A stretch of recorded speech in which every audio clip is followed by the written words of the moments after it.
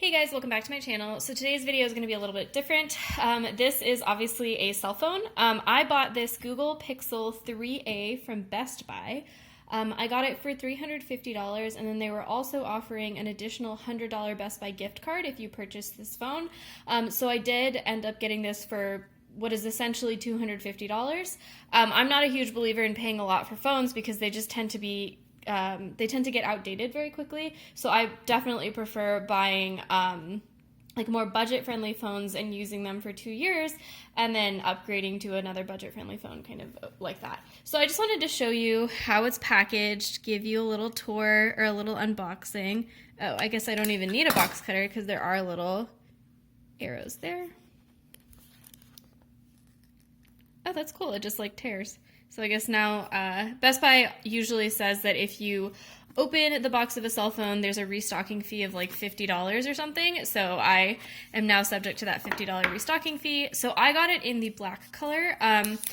There is a purple colored one, but my husband is actually using my mom's old Google Pixel 3. Again, we don't believe a lot in paying a lot for cell phones. So I wanted to get a color that was different from his so we could tell them apart easily. So you can see I'm just pulling off the plastic. That is super satisfying. I do have a case on the way for this phone because I'm super clumsy and I drop things all the time. So I definitely cannot use this phone without a case.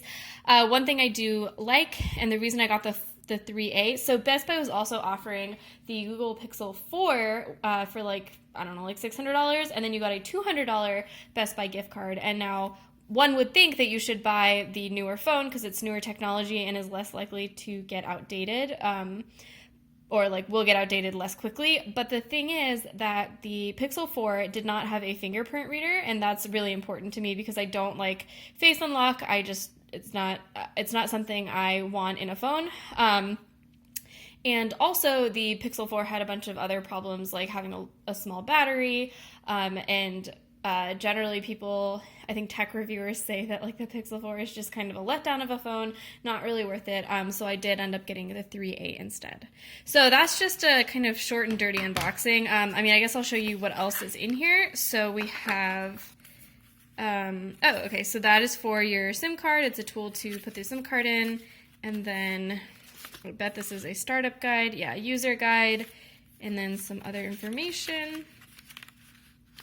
Let's try to close that. And then we have the charger, USB-C, and what is this?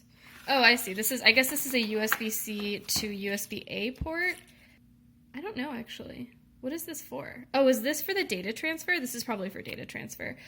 So, okay, sorry. So this is USB-C. So I guess I would put that in my phone, and that's USB-A. So I would take the cord from my existing phone, which is what I'm filming on right now, stick it in there to do a data transfer to set up this phone. And then this has got to be the charger. Oops! This is the charging brick, and there's your USB-C input there.